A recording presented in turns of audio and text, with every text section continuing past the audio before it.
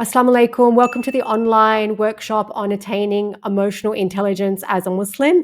And I'm going to firstly go through the 4 reasons why it's so important for us to do. The first and foremost reason is that we actually don't function as individuals. We are a part of a society. We are a part of a family system.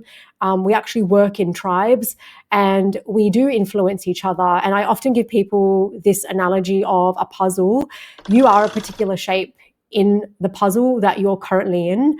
And so when you change shape and you assert something different and you function from a different premise, the existing pieces around you are forced to change shape as well, or they end up flaking off. So in saying that, it is so important that we look at what is going on for us inside, and are we coming out our best so we can bring our best to the ones around us, especially the ones that we're responsible for. Example, like our children. They're going to learn more by watching who you are opposed to you telling them what to do.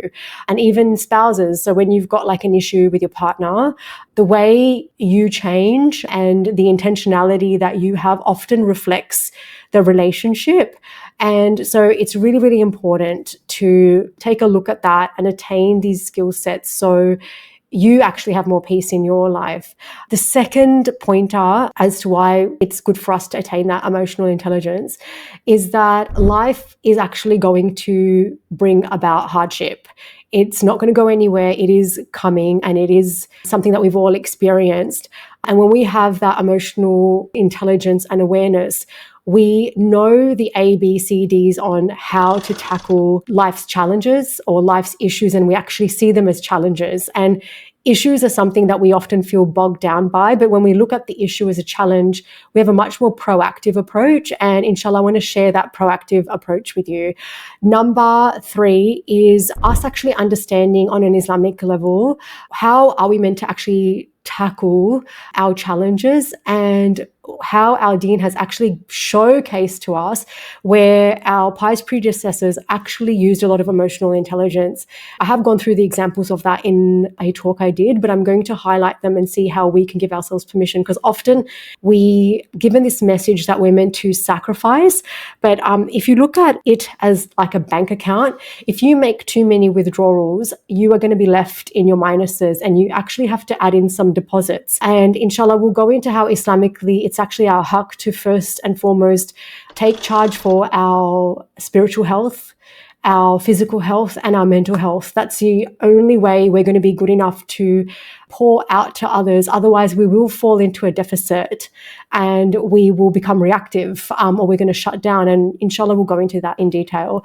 And the 4th reason is that we have to instigate the change. So when we look at even our pious predecessors, they each had an issue, and they were very proactive in finding solutions for their specific issues.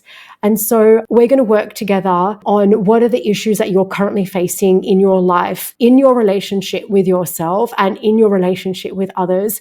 And what do you need to do to work backwards? Or what are the areas that you need to focus on to attain a change and understand like the emotional habits and patterns behind it? So if this is interesting to you, do stick around. I am going to put part 1 out soon. And in saying that, I just want to highlight that to have that neuroplasticity and that permanent change, it doesn't happen by just listening to the content once. It actually happens when something has actually clicked for you in your mind and you can resonate with it. Write those things down. And then when we work through the emotional elements of this, write down the specifics for you and then repeat them. The more you repeat them, it's going to go into your long-term memory. Otherwise, it just stays in your short-term memory. And within a day or two, you're going to lose a massive chunk of that information. You won't remember it. So if you really are serious about changing and changing your emotional reactions and responses, definitely write it down and repeat it. Can't wait to start this with you, inshallah. Looking forward to it. Assalamu alaikum.